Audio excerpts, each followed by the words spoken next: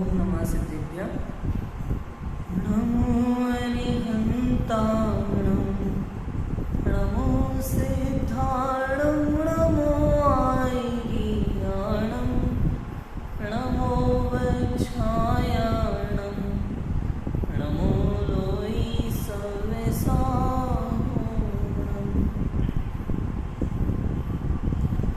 लक्ष्मीनिवासनिलयं विलीनविलयं निधाय हरिवीरम् आत्मानुशासनमहं वक्षे मोक्षाय भव्यानाम्।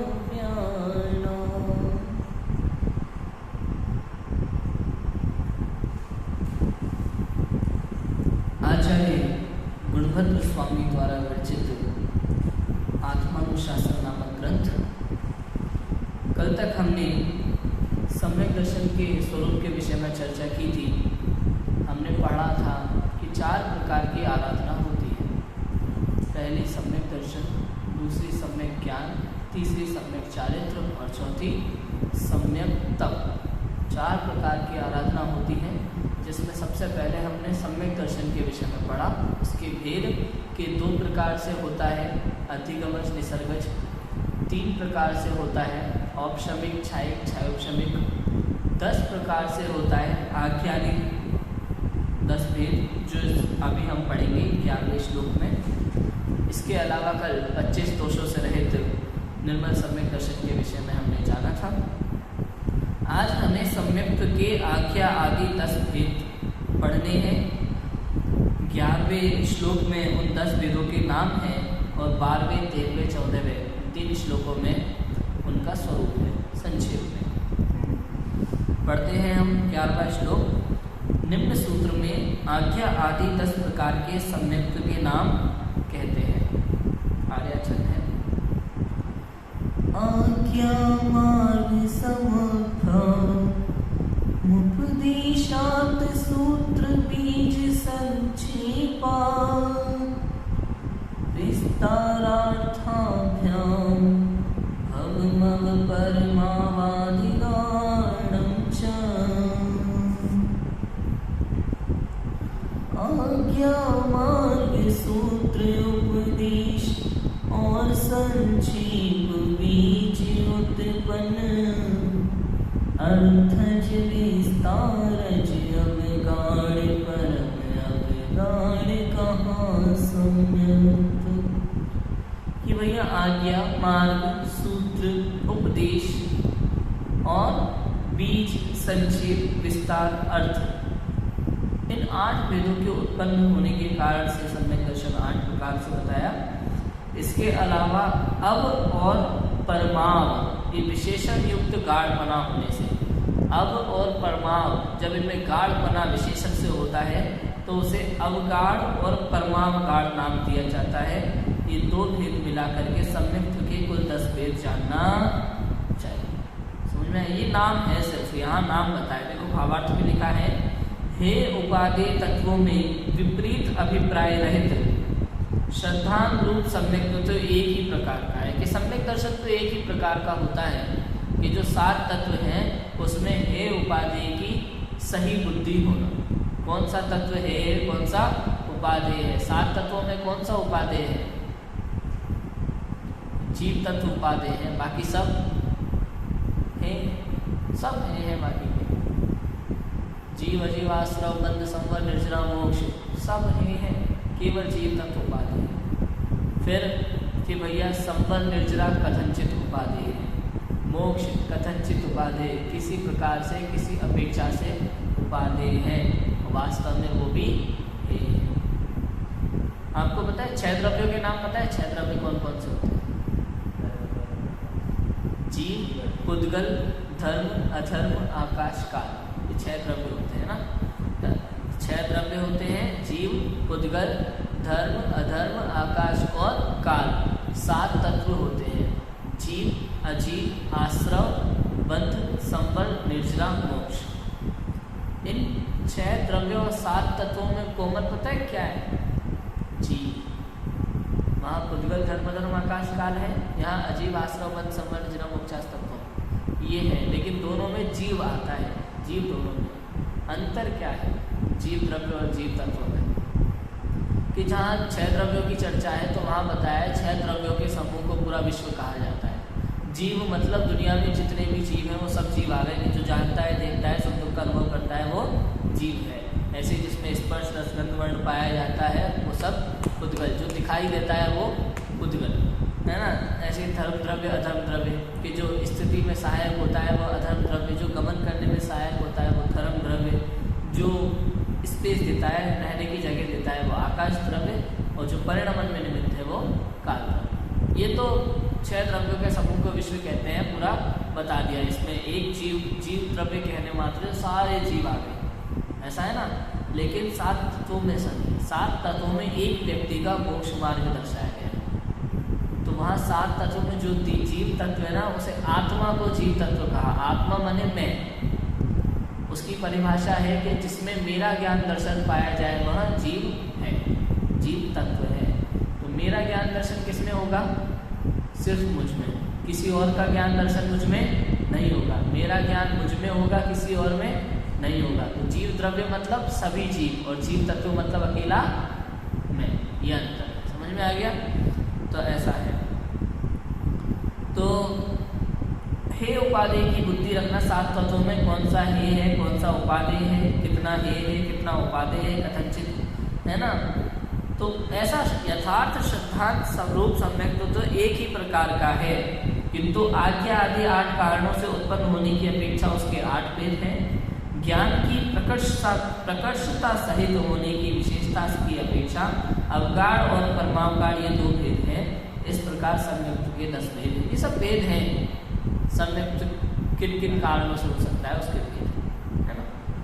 अब देखो यहाँ 12वां छंद है, इसमें आज्ञा, मार्ग और उपदेश, ये जो 3 कारण है इनका स्वरूप बताया जा रहा है। उक्त आज्ञा, सम्यक्त्व आदि का स्वरूप निम्न 3 छंदों में कहा गया है ना। तो पहले 3 इस 12वें छंद में है, 12वें श्लोक में हम पढ़ते हैं। स्नग्धरा छंद।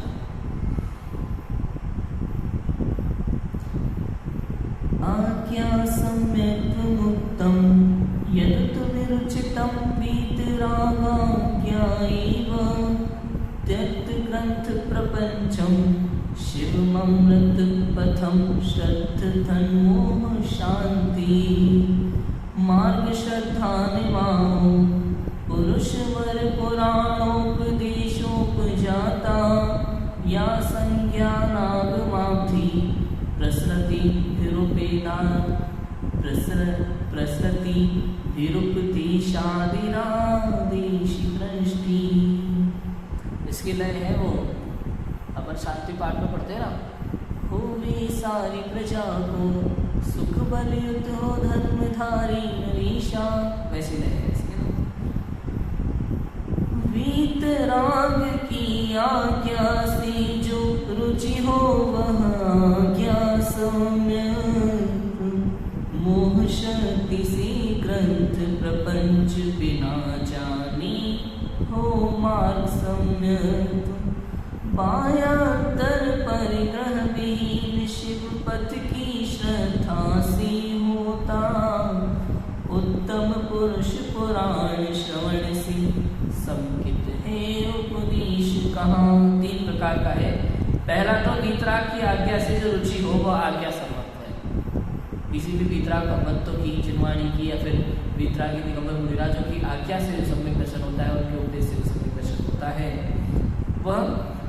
और दूसरा मोह शांति से, मतलब मोह का उपशम, शांति माने उपशम। ग्रंथ प्रपंच, ग्रंथ मतलब पता है क्या होता है? यहाँ ग्रंथ का अर्थ है परिग्रह, ग्रंथ माने परिग्रह।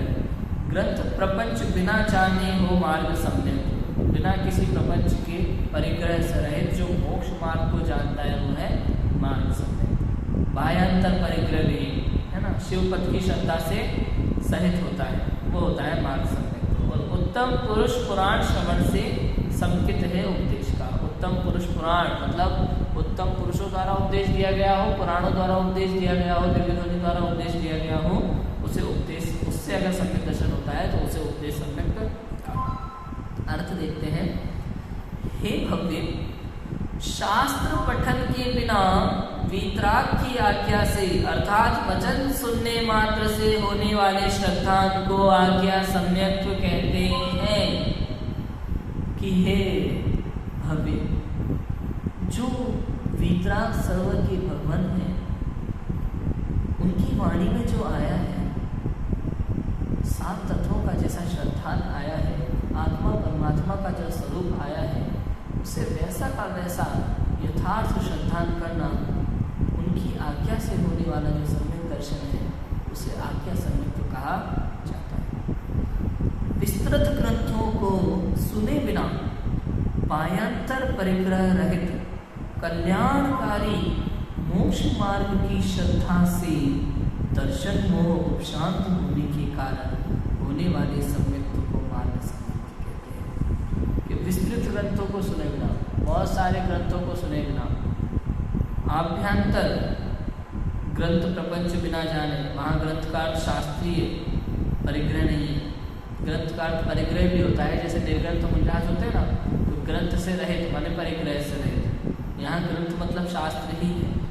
तो विस्तृत ग्रंथों को सुने बिना, बहुत सारे ग्रंथों को, शास्त्रों को सुने बिना, बाह्यांतर परिग्रह रहित, बाहरी बहिरंग परिग्रह और अंतरंग परिग्रह उससे रहित कल्याणकारी मोक्ष मार्ग की श्रद्धा से दर्शन मोह उपशांत होने के कारण होने वाले सम्यक्त्व को मार्ग सम्यक्त्व कहते हैं।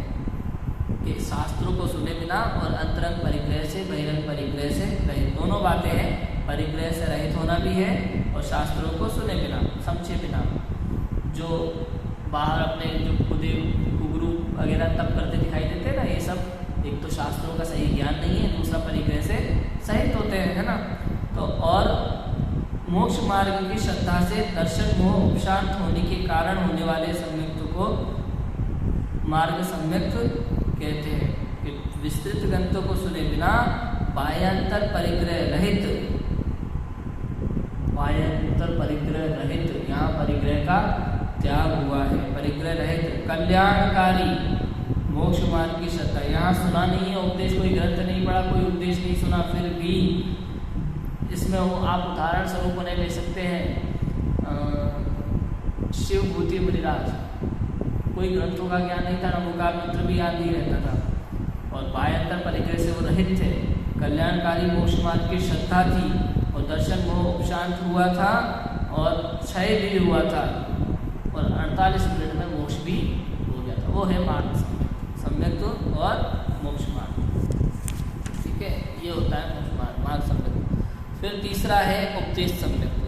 कि तीर्थंकर आदि उत्कृष्ट पुरुषों के पुराण के उपदेश से उत्पन्न होने वाले सम्यक ज्ञान द्वारा जो पुरुष आगम समुद्र में प्रवीण हैं, उनके उपदेश से होने वाली दृष्टि को उपदेश सम्यक्त्व कहते हैं। कि तीर्थंकर आदि उत्कृष्ट पुरुषों के पुराण के उपदेश से, जो उनके द्वारा दिव्य ध्वनि है, आचार्य द्वारा लिखे गए पुराण हैं, उनके उपदेश से जो सम्यक ज्ञान द्वारा पुरुष आगम समुद्र में प्रवीण है, आगम को जानता है, समझता है, नए आदि की शैली को जानता है, उनके उपदेश से होने वाले दृष्टि को उपदेश सम्यक्त्व कहते हैं। दृष्टि को माने श्रद्धान को, उनके उपदेश से होने वाले श्रद्धान को उपदेश सम्यक्त्व कहते हैं, है ना।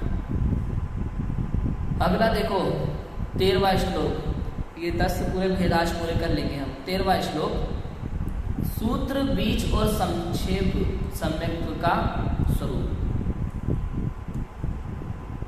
आकर्ण्याचार सूत्रम मुनिचरण विधि सूचितं श्रद्धानः सूक्तासो सूत्र दृष्टिर दुरधिकम गति अर्थ सार्थस्य बीजे कैश्चित् जातोपलब्धि रसम शम वशात् बीज दृष्टि पदार्थान् संक्षेपेणेव बुद्धान् रुचिमुपगतवान् साधु संक्षेप दृष्टि। मुनियाचरण प्ररूपक शास्त्र श्रवण करने से सूत्र श्रद्धान दुर्गम अर्थ युक्त बीजों की ज्ञान मात्र से होता जान। कहा बीज सम्यक इसे यह हो दर्शन वो हो शमसी, हे संकित संजीव वस्तु का ज्ञान मात्र संजीव लसे। अगर किसी शब्द का अर्थ समझ में ना आए तो पूछना मुझे, है ना, कि मुनियों के आचरण के विधान का प्रतिपादन करने वाले आचार सूत्रों को सुनने से उत्पन्न होने वाला श्रद्धांत सूत्र सम्यक कहलाता है। चरणानुयोग की बात है कि मुनियों का आचरण जिसमें बताया गया है, श्रावक मुनियों का आचरण जिसमें बताया गया है, ऐसे आचार सूत्रों को सुनने से, आचार सूत्र माने चरणानुयोग के ग्रंथ, उन्हें सुनने से उत्पन्न होने वाला श्रद्धांत सूत्र सम्यक कहलाता है। जो यह श्रद्धांत करता है उसे भले प्रकार से सूत्र दृष्टि वाला कहा जाता है। ठीक है, अब देखो आगे, गणित ज्ञान के कारणभूत, इसमें समझाने की कोई विशेष बात नहीं है, खाली शब्दों के अर्थ हैं जो हमें समझना है ना। गणित ज्ञान के कारणभूत बीजों की उपलब्धि अर्थात श्रद्धान रूप परिणति को बीज सम्यक कहते हैं। गणित ज्ञान के कारणभूत बीजों की उपलब्धि अर्थात यहाँ कर्णानुयोग की बात है। ठीक है, बीज माने गणित को बीज कहा जाता है, गणित के ज्ञान को, उसको जैसे बीज गणित बोलते हैं ना, बीज गणित पढ़ा हो आपने कभी, अपने 10th में उधर चलती है एमपी में बीज गणित, तो उसके ज्ञान को, गणित को ही मान, उसको बीज से मतलब समझना गणित का ज्ञान, कर्णानुयोग का ज्ञान, है ना। तो गणित ज्ञान के कारणभूत बीजों की उपलब्धि अर्थात श्रद्धान रूप परिणति को सम्यक्त्व कहते हैं। गणित ज्ञान के कारणभूत तथा कर्णानुयोग के ज्ञान कारणभूत, कर्णानुयोग के ज्ञान के कारणभूत जो कर्णानुयोग के ग्रंथ है ना, ग्रंथ शब्द हैं, जो सूत्र हैं, बीज मतलब सूत्र, वो गाथाएं, जैसे गौमट सार की गाथाएं, समझ में आया, वो चीजें, तो उसको कहा यहाँ पे बीज, उससे होने वाला श्रद्धान, उसे कहते हैं बीज सम्यक। पूरा कर्णानुयोग यहाँ लेना, ठीक है, उसी में सारा वर्णन है, कर्मों की गणना है, जीवों की गणना है, बस, और पूरी गणना मिलेगी आपको सारी। हाँ, एक एक चीज, एक एक विषय की जानकारी, वो है कर्णानुयोग। तो यह श्रद्धान दर्शन मोह के उपशम से होता है, दर्शन मोह के उपशम से। ठीक है, कल जैसे समझाया था दर्शन मोह का उपशम, कल मैंने बताया था आपको, बताया था ना, वो दब जाना, उपशम माने दबना। ठीक है, वो दर्शन मोह का उपशम, इसके द्वारा जिनका जानना अत्यंत कठिन है, ऐसे पदार्थों के समूह का ज्ञान होता है। इस ज्ञान से युक्त कर्णानुयोग के ज्ञानी भव्य जीव को बीज दृष्टि होती है ना, कर्णानुयोग के ज्ञानी भव्य जीव को बीज दृष्टि होती है। पदार्थों को संक्षिप्त रूप से जानने से होने वाले श्रद्धान को संक्षिप्त सम्यक, ये अगला, पदार्थों को संक्षिप्त रूप से जानने से होने वाले श्रद्धान को संक्षेप सम्यक कहते हैं। उसे संक्षेप सम्यक का मतलब पदार्थों को, किसी भी पदार्थ को एकदम सूक्ष्म रूप से, संक्षिप्त रूप से, संक्षिप्त रूप से मतलब बिल्कुल शॉर्ट में, एकदम शॉर्ट में, जैसे अभी जैसे हम जान रहे हैं, जैसे आप जो सम्यक के 10 वेद जो हम एकदम शॉर्ट में पढ़ रहे हैं, वो संक्षिप्त, है ना। इस श्रद्धान युक्त जीव को भले प्रकार संक्षेप दृष्टि होती है। संक्षेप दृष्टि ना शॉर्ट दृष्टि, है ना। ये हुए हमारे कितने सूत्र, बीज और संक्षेप, 6 सम्यक हो गए, अभी 4 बचे, है ना। विस्तार, अर्थ, अवगाढ़ और परमावगाढ़ सम्यक्त का स्वरूप, 14वां छंद, है ना। देखते हैं, पढ़ते हैं क्या लिखा है। यह श्रुत्वा द्वादशांगीं क्रतुरुचिरत तम विद्धि विस्तार दृष्टि संजातार्थात् कुतश्चित् प्रवचन वचनान्यन्तरेणार्थ दृष्टि दृष्टि सांगांग बाय प्रवचन मवगायोत्थितायावगाणः कैवल्यालोकितार्थी रुचिरे परमावादिकाणी तिरुणा। थोड़ा सा बोलने में कठिन पड़ता है ये वाला शब्द। द्वादशांग सुनकर रुचि होती कहे इसे संकित विस्तार वचन बिना ही किसी अर्थ से हो वह श्रद्धा संकित अर्थ। द्वादशांग अरुअंग बाय की ज्ञान सहित चारों अवगान केवल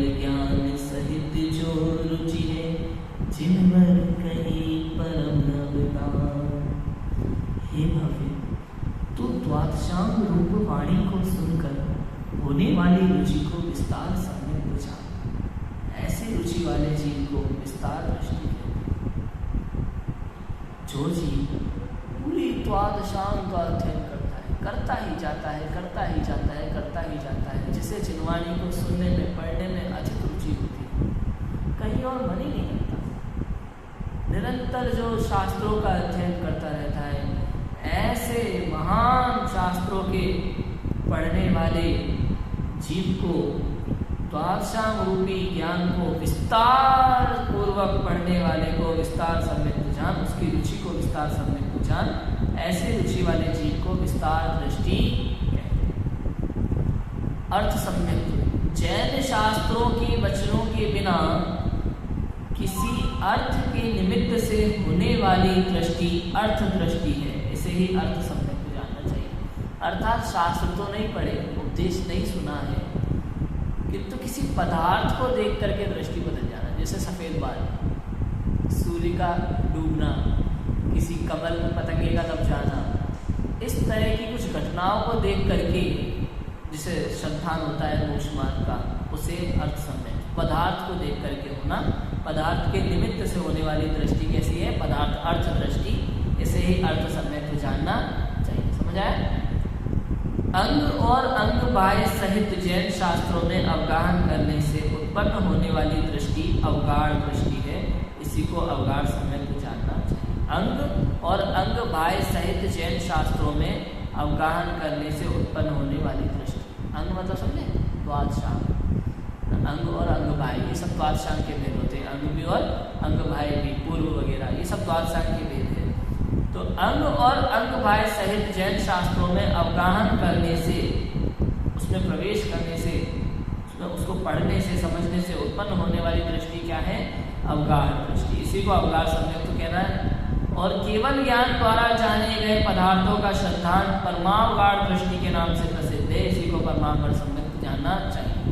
अर्थात जो कहना चाहिए कि शुद्ध केवली होते हैं, शुद्ध केवली समझे, वो आगम से जानते हैं, आगम से जानते हैं सब कुछ, उनको द्वादशांग का पूरा ज्ञान होता है, वो केवली जितना ही जानते हैं, बस केवली प्रत्यक्ष जानते हैं और ये परोक्ष जानते हैं, तो वही अंतर है। शुद्ध केवलियों का जो सम्यक का उसको अवगाढ़ सम्यक का, केवली भगवान का जो का उसे परमावगाढ़ सम्यक। समझ में आए? इस प्रकार सम्यक के 10 वेदों का स्वरूप कहा। हाँ, अवगाढ़ मतलब उघाड़, अवगाढ़ मतलब उघाड़, ये अर्थ मैं कह नहीं सकता पक्का। अवगाढ़ का मतलब यहाँ पे है गाढ़ शब्द, मतलब एकदम पक्का वाला, ऐसा गाढ़ शब्द से मतलब पक्का है, पक्का है ना, एकदम मुझे गाढ़ श्रद्धान है, गाढ़ श्रद्धान मतलब पक्का, एकदम पक्का, वो अर्थ है यहाँ पे गाढ़ होगा, है ना। यहाँ सम्यक के 10 भेद कहे हैं। जो श्रद्धान वीतराग के वचनों से ही उत्पन्न हो वह आज्ञा सम्यक है। भावार्थ पूरे 10 का 10 एक लाइन में फिर से समझ लेते हैं। भावार्थ में कि यहाँ सम्यक के 10 भेद कहे हैं। जो श्रद्धान वीतराग के वचनों से ही उत्पन्न हो वह आज्ञा सम्यक है, मतलब अन्य किसी के वचनों से नहीं, जो वीतरागता से सहित है उसी के वचनों से उत्पन्न हुआ श्रद्धान आज्ञा सम्यक। अब यहाँ कोई कहे कि पंडित जी आप प्रवचन कर रहे हैं तो आप तो वीतरागी नहीं है, किंतु जो बात आप कह रहे हैं उससे सम्यक दर्शन हो जाए तो भैया मैं वीतरागी नहीं हूँ, लेकिन ये बात किसकी है, वीतरागियों की बात है। मेरी बात तो है कि मेरे ध्यान से झलक रही है, ऐसा कुछ तो है नहीं, ये सब तो वीतरागियों की बातें हैं। तो जो श्रद्धान वीतराग के वचनों से उत्पन्न हो, और ये वीतराग के ही वचन है, तो वह आज्ञा सम्यक। जो मोक्ष मार्ग ही के श्रद्धान से उत्पन्न होगा मार्ग सम्यक, मार्ग के श्रद्धान से ही उत्पन्न होगा मार्ग सम्यक। तुरंत मोक्ष मार्ग का समझ करके, बिना शास्त्रों को पढ़े ऐसे ही समझ करके जो मोक्ष मार्ग का श्रद्धान हो जाता है वह मार्ग सम्यक। उत्तम पुरुषों के पुराण आदि सुनने से उत्पन्न होने वाला श्रद्धान उपदेश सम्यक। उत्तम पुरुषों के पुराण, मतलब शलाका पुरुष आदि की कथाएं जिसमें होती है, ऐसे पुरुषों के पुराण उत्पन्न पढ़ने से उत्पन्न, मतलब प्रथमा नियोग से होने वाला श्रद्धा वो उपदेश सम्यक है। मुनियों के आचरण अर्थात चरणानियोग से होने वाला श्रद्धान वह सूत्र सम्यक्त है। बीज गणित अर्थात कर्णानियोग से होने वाला श्रद्धान बीज सम्यक्त है। और संक्षेप रूप से पदार्थों को सुनकर होने वाला श्रद्धान संक्षेप सम्यक्त है, मतलब शॉर्ट में। और द्वादशांग को सुनकर होने वाला विस्तार वो विस्तार सम्यक्त है। वहाँ संक्षेप सम्यक्त का शॉर्ट में समझना शास्त्रों को संक्षेप सम्यक्त, यहाँ विस्तार से समझना वह विस्तार सम्यक्त। किसी दृष्टांत आदि रूप पदार्थ से होने वाला श्रद्धान अर्थ सम्यक्त है। दृष्टांत उदाहरण जैसे वही सफेद बार जैसे मैंने बताया, तो उससे होने वाला किसी भी पदार्थ से होने वाला श्रद्धान और अर्थ सम्यक्त है। शुद्ध केवली को यहाँ लिखा है ना, शुद्ध केवली को होने वाला श्रद्धान अवगाढ़ सम्यक्त है। केवल यानी को होने वाला श्रद्धान परमावगाढ़ सम्यक्त है। इस प्रकार एक सम्यक्त के अन्य निमित्तों की अपेक्षा से 10 भेद जानना चाहिए। सम्यक्त कितने हैं? एक। सम्यक्त कितने हैं? एक। लेकिन इस प्रकार एक सम्यक्त के अन्य निमित्तों की अपेक्षा से किस किस प्रकार से हो सकता है, उसके निमित्त भेदों की अपेक्षा से 10 भेद जानना चाहिए। ठीक है, आगे देखो क्या लिखा है कि सम्यक दर्शन से ही मंद कषाय शास्त्र ज्ञान चारित्र और तप की पूज्यता है। अर्थात सम्यक दर्शन के बिना व्यक्ति पूजनीय नहीं हो सकता। समझ में आया? वास्तव में जब जब चर्चा चलती है कि पूज्य कौन, तो क्या जवाब देना? कोई कहे एक शब्द में बताओ पूज्य कौन, क्या आंसर होना चाहिए? वीतरागता। वीतरागता ही पूज्य है। जितने जितने अंश में जीव के कषाय का अभाव होता है, उतने उतने अंश में जीव वीतराग होता है। और जितने जितने अंश में जीव वीतरागी होता है, उतने उतने अंश में जीव पूज्य होता है।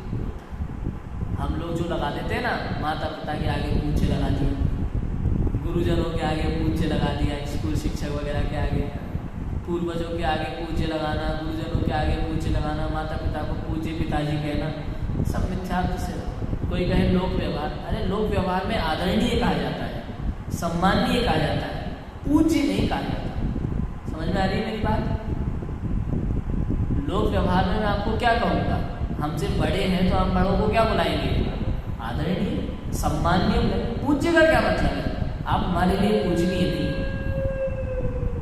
जहाँ पूज्य शब्द लग जाता है वहाँ पूज्य शब्द सिर्फ हमारे यहाँ तो वीतरागता का ही लगता है कि भैया ये तो तुम धर्म की बात करो। बात धर्म की और अधर्म की नहीं है, ये पूरा संसारी धर्म की बात है। देखा जाए तो आप प्रत्येक कार्य संसार में करते हैं वो सब धर्म ही तो है।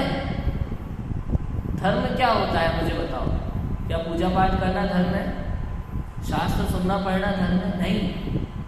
धर्म की सिंपल सी परिभाषा बताओ, जो आचार्य ने कहा है कि वस्तु का स्वभाव ही धर्म है, नेचर ही धर्म है। और इसी को थोड़ा सा मैं क्रिएटिव करके थोड़ा बताऊं जो आपको आसानी से लौकिक में समझ में आए, तो कि वस्तु का अपना कार्य ही उसका धर्म है। स्वभाव हो कहो या कार्य कहो, बात एक ही है। कार्य कहने से जल्दी समझ में आएगा। जैसे जैसे लोक में भी कहा जाता है, लेकिन हम लोग समझ नहीं पाते। विद्यार्थी का धर्म क्या है? पढ़ना। कहा जाता है कि नहीं कहा जाता कि एक विद्यार्थी का धर्म है पढ़ना, एक पत्नी का धर्म है अपने पत्नी धर्म का पालन करना, एक पति का धर्म है अपने पति धर्म का पालन करना। धर्म होते हैं कि नहीं होते? 7 वचनों का पालन करना ये उनका धर्म है। ऐसे ही आत्मा, क्योंकि मैं आत्मा हूँ, मेरा कार्य क्या है? जानना देखना, यही तो धर्म है, यही तो धर्म है। और कुछ करना ही नहीं। जहाँ आपने कर्ता बुद्धि लगाई, ममत्व बुद्धि लगाई, भोक्तत्व बुद्धि लगाई, कुछ भी लगाई, मिथ्या बुद्धि लगाई, वहाँ आप अधर्मी कहलाए। और जहाँ आप निर्मल स्वभाव से जानते देखते हैं, वहाँ आप धर्मी हैं। समझ में आई बात? तो ये जो अतिरेक है, आपको पता है अपने यहाँ एक विनय नाम का भी मिथ्यात्व होता है। क्या होता है? विनय मिथ्या। विनय करना तो अच्छी बात होती है ना, लोगों की विनय करना तो अच्छी बात होती है, विनय माने सम्मान। लेकिन हम कह रहे हैं विनय करना अच्छी बात होती है, बिल्कुल सही बात है, लेकिन विनय ज़्यादा भी नहीं होना चाहिए जरूरत से। जितनी आवश्यक है उतनी ही होना चाहिए। एक श्रावक को कल को आप आहार देने बैठ जाओ मुनिराजों की तरह, तो ये भी मिथ्यात्व है, मिथ्यात्व है। जैसे दिगंबर मुनिराज को आहार देते हैं, लोग दूर से उनका आहार देख करके अपने आप को कृतकृत्य मानते हैं, ऐसे ही तुम श्रावक को आहार देने लगो किसी को भी और उनका आहार देखने लगो ऐसे कौतूहलवश और आहार देख करके अपने आप को कृतकृत्य मानने लगो, तो ये मिथ्यात्व है, ये विनय नहीं है, ये विनय मिथ्यात्व है, ये लोक व्यवहार नहीं है। कोई कुछ लोग कहते हैं अरे व्यवहार की दृष्टि से, अरे मजाक चल रहा है क्या? हा?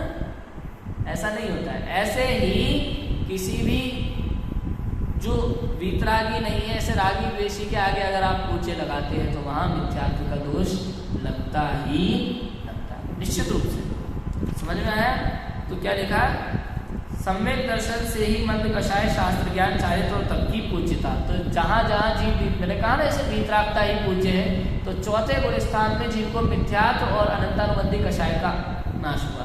तो जितने जितने अंश में कषायों का अभाव होता है उतने उतने अंश में जीव वीतरागी होता है। ठीक है, तो चतुर्थ गुण स्थान से ही जीव वीतरागी होना शुरू हो जाता है, वहीं से पूज्यता शुरू होती है। अगर सम्यक दर्शन है तो पूज्य है अथवा पूज्य नहीं, कह ही नहीं सकते हम। समझ में आ रही है ना बात? थोड़ी पक्की बात है, समझने की है, समझना है ना। अब देखो आगे 4 प्रकार की आराधना में सम्यक्त्व आराधना पहले क्यों कही जाती है, इस प्रश्न का उत्तर आगे 15वें शब्द में दिया जाएगा, जिसकी चर्चा हम कल करेंगे।